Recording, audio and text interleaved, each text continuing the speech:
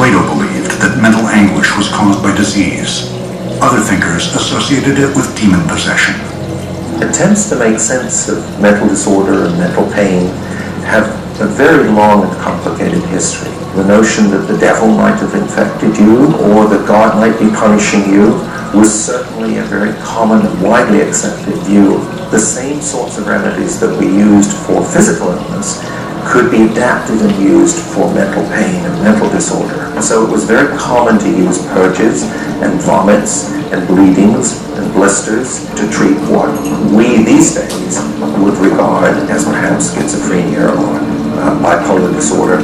Not until the 1800s did Plato's belief that mental pain was a physical illness come back into vogue.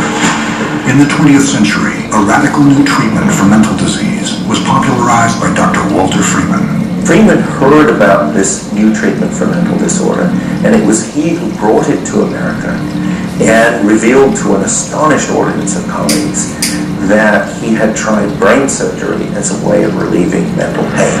This shocking technique, called a transorbital lobotomy, involved inserting an ice pick-sized instrument through both eye sockets, severing the connections of the prefrontal cortex. Freeman would give them 2 or 3 quick electroshocks, electrodes on the brain. They would spasm, they would become unconscious. He would move them in his chair, raise their eyelid, and with a hammer, drive the ice pick through the orbital bone here into the brain, wiggle it back and forth to sever brain tissues, remove it, and then repeat the operation on the other side of the head. Lobotomy was seen as a quick, useful way to help manage the 500,000 Americans in mental hospitals and return them to society. Freeman could and did do as many as 20 or 30 of these in an afternoon. And he would travel around the country giving demonstrations at state hospitals. And he pronounced proudly that any damn fool could do a lobotomy, even a state hospital psychiatrist. But the lobotomy soon became a clinical controversy, and the case of Rosemary Kennedy sealed its fate. The 17-year-old sister of John F. Kennedy was given a lobotomy to curb her erratic behavior. The outcome left her permanently disabled. The battle to understand and cure mental pain continues today. Vietnam, Desert Storm, Iraq. Each of these wars has left thousands of soldiers suffering from a mental ailment called post-traumatic stress disorder, PTSD for short. Violent, horrifying incidents become seared into the brain. The mind gets locked in a playback loop, unable to escape the pain and trauma. This is the silent face of pain. In 2003, Hospital Corpsman Second Class Patrick Barnes was deployed to Iraq as a medic, part of the first invasion wave. A routine sweep to clear an area of enemy fighters changed his life forever. We heard some small arms fired. The radio came, man down. I grabbed the bag, took off running. Corpsman Barnes found the downed Marine and administered life support until a Humvee rescued them.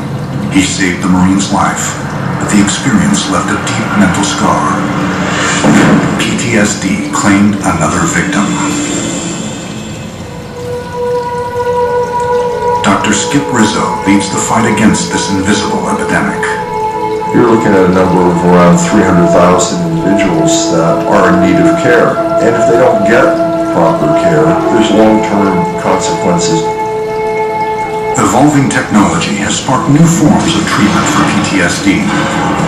In 2005, Dr. Rizzo created Virtual Iraq, a computer program with a seemingly counterintuitive approach. The patient faces their fears head-on and is reinserted onto the battlefield, virtually. It's the unholy alliance between Hollywood, the military, and academia. When you bring them all together, you get this turbulent environment that drives new innovation. This re-immersion into battle is called exposure therapy, and for many, facing the pain is the gateway to healing. A simulation session can last about an hour, Dr. Rizzo and his team have planned the virtual experience down to the smallest of details. When you put somebody in a simulation, you may be changing how the brain reacts to stimuli. So we are affecting brain change, but we're not going in with a scalpel and cutting a connection or cutting out a section. We're not going to erase someone's memory of combat.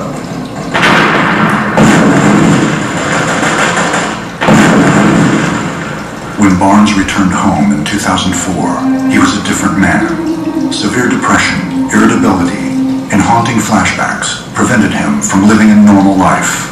I didn't know at that time, at that moment when he was shot, that it would cause PTSD because you're trained as a corpsman. Hey, this is what you're going to see. You're going to see blood. You're going to see guts. You're going to see, traumatic injuries. One such flashback brought Corman Barnes to the breaking point. I had German music on my computer, and apparently I had sat down on the bed. I thought I laid down and went to bed. I looked at my hands, and I said, why do I have blood on my hands? Why is there blood on my hands? I had started washing my hands vigorously, to the point where I started rubbing the skin off my hands.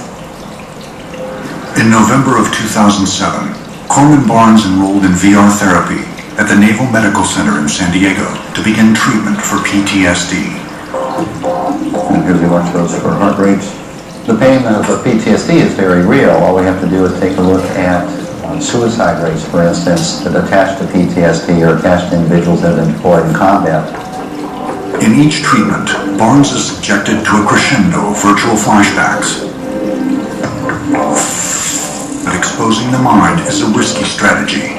One of the concerns is that, maybe we'll go too far and a sailor or the Marine might have an emotional breakdown in response to so much stimulation. Bring your respirations down.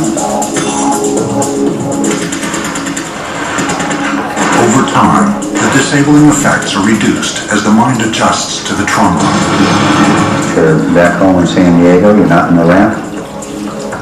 Through VR Iraq, Barnes has learned to control his pain, and this gives great hope for other soldiers returning home. Because PTSD had brought up the questions of, what if I did, did I do this, did I do that right? Now that I've been through the program, I feel that I did the right thing for that Marine at the time. And that's actually the first time that I've actually admitted that. Suffering is part of being human. Whether it is a source of pleasure, an enemy to be overcome, or a pathway to enlightenment, the goal for everyone is the same.